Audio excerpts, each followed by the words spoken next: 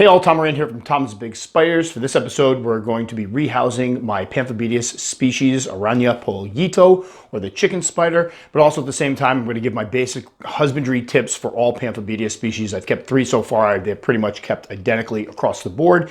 I know it can be confusing because you go out and shop for Pamphos. There seem to be a million different varieties of them out there. It's because the genus hasn't been very well studied yet, so you get a lot of the little locale species type deals that can be very confusing to somebody just getting into the hobby because they see this and they think, oh gosh, I can't find the specialized care for this particular Pampho. Well, they're all pretty similar, so we're going to go through that as well. So enough of me talking, let's get into the actual video. All right, we're about to rehouse my Pamphobeteus species, Araña Pollito, or the chicken spider, as they're often referred to. We picked this one up in October 2017 as a 3-inch sex female from Jamie's Tarantulas. I had noticed them on Mark's Tarantulas and was really jealous of his, so I tried to get some. This is one of these species that there's a lot of myth behind. They were originally spotted dragging chickens. There's pictures out there of ones eating chickens, which is why they got the name chicken spider. There is also supposedly photos, and I've actually seen them, there's no supposedly, of them living communally in the wild. There's photos of basically a bunch of larger specimens together, like a big one and a couple of juveniles and a couple of young adults, all seeming to live peacefully together.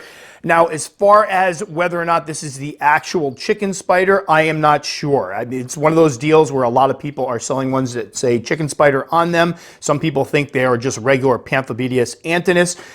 Who knows? So I want to be very clear with that. I am still calling it the chicken spider because that's what it was sold as. I will say I have a Pamphobeteus antinus that I got years ago that it doesn't, during comparing the different stages this one's gone through compared to that one, they don't look the same. But who knows? So let's get that out there. So originally I had it in a medium-sized Exoterra breeding box, and I will flash a picture up of one of those, and it was doing well in there, but it outgrew that, so we put it into one of these Sterilite containers. I love these for the larger terrestrial species. You can put a few inches of substrate in it. Easily ventilated, they stack, they fit on a shelf, little milky, which is the big problem with the Sterilite, but they offer a decent amount of room for the larger specimens. And as you'll see in a minute, this one's quite large. So we're going to try to go ahead and get this cork bark out of here without her going nuts. Can you see her in there? That butt's probably going to go up in the air. Actually, now that I look at it, no joke, this kind of looks like my P. antinus went through a stage where it looked like this. So who knows? I'm hoping it's a chicken spider, but we will probably never know if it's just some type of antinus. Somebody emailed me a while back when I showed pictures of them, and he showed me a bunch of pictures where I believe they were in Brazil, and they had photos of these species that they found that they were supposedly the chicken spiders, and they were a bunch of them together. It was the coolest thing ever, but I couldn't find the emails when I went to look for them. All right, let's see how to get her out of here. They might use the old, use a 16-ounce deli cup.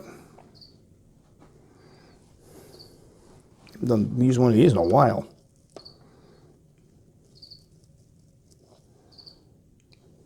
What is she doing? Yeah, somewhere. Yeah, there's a whole bunch of cardboard in the garage. That's not. All right, come on, girl. Nope, please don't kick. Guess what Tom forgot again? What? Yep. When I went downstairs, let's hopefully I don't pay for this. I got lucky with the Andrew Tripepii. Oh, see, I can learn. I learned. I did ask people to correct me if I was wrong, and they did, and I was wrong. It just doesn't have as much of a ring. Tripepii. Sounds Tripepii. Yeah, it's Tripepii. It's the problem is when you mispronounce it for so long that it just becomes the norm. Come on. All right, let's see if, trying to not catch her little feet in there. You can see those hairs. You can see the hairs on the abdomen. That's what for folks that are just watching this for just getting into spiders, those are called urticating hairs. They kick them as way of defense. They get lodged in your skin, kind of like fiberglass dust, and itch and burn. So you really, a lot of people always talk about you don't want to get bit by them. Well, you generally don't want to get haired by them either. So what we're going to do here is we're going to move this cage out of the way. We might cut here. Now with some movie magic, we have the new cage here. Billy just had to drop the camera and pick up the new cage because I was too busy holding the spider. And if you can see, I don't know if you can see, her little feet are hanging out, so I don't want to catch them in there. Oh, what right there? That's adorable. And one of the Pampho defenses is they stick their butts way up the air to make themselves look bigger, and you can see she's doing it right there. My larger Antinous will do the same thing, so let's see if we can't get her down without kicking. There you go. Good girl.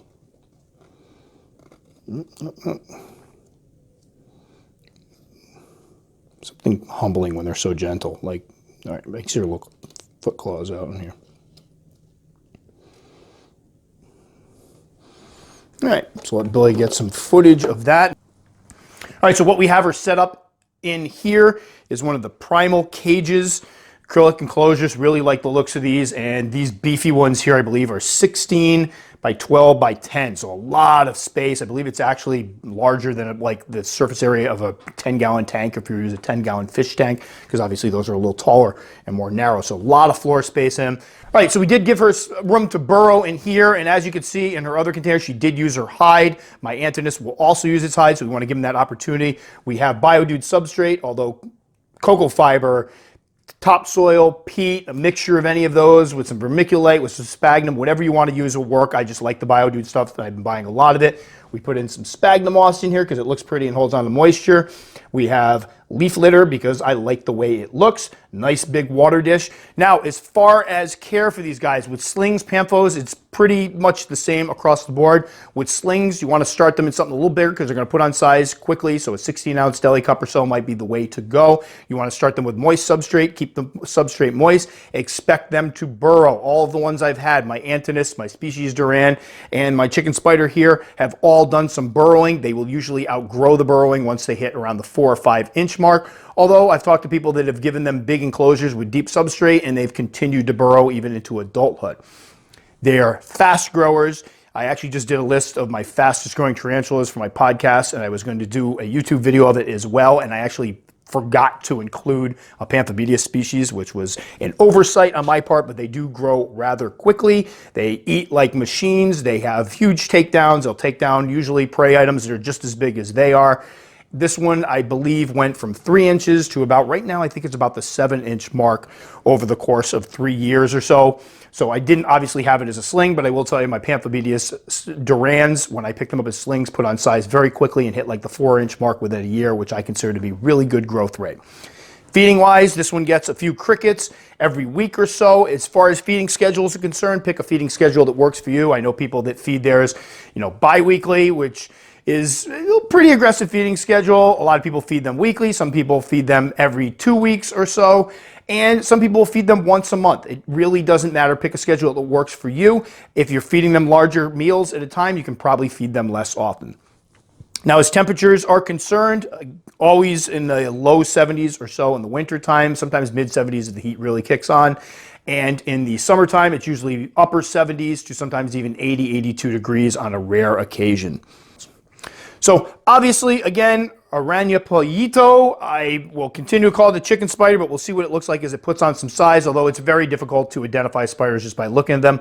Hopefully we can get a molt someday and be able to, something I could do is compare the molt to the molt of my Pamphobeteus Antinous and see there if they are comparable. If they look the same, then chances are this is just an Antinous, but who cares? It's a beautiful spider nonetheless. So there we go. Pamphobeteus species Araña Pollito. Hopefully I'm saying that right. I got a funny feeling I'm going to look it up and I'd butcher it. Awesome spiders, very cool looking, and we'll see what happens next time this one molts, if it darkens up a little bit, because it did have a little dark phase where it was super dark and had a red booty, and now it's a little more brown. All right, so again, I get a lot of questions about how to keep certain Pamphobeteus species, and pretty much it's the same across the board. Just expect when they're smaller, they're going to do some digging. I do keep them moist early on, right up through the juvenile stage, and even in adulthood, I give them a moist patch and let it dry out in between. Although I've spoken to many that seem to keep their Pamphos on dry substrate with big water dishes. They are very adaptable. Back in the day when I first got in the hobby, they were one of the species that you would hear a lot about their moisture dependency, but we seem to have proved that they are very hardy and adaptable to a myriad of situations. Personally, I always like to err on the side of caution, so I will throw the damp spot in there, and I have noticed some of them will gravitate toward it, so if that's the case, I always make sure I give them that alternative. So that will do it for this one. As always, if you like the video enough to subscribe, very much appreciate. Click the little circle up in there. If you'd like to check out some more of the videos, you can find them over here. If you leave a comment, know that I will respond to it. It may take a couple days because I tend to get quite a few of them. But if you take the time to message me, I will take the time to reply back to you.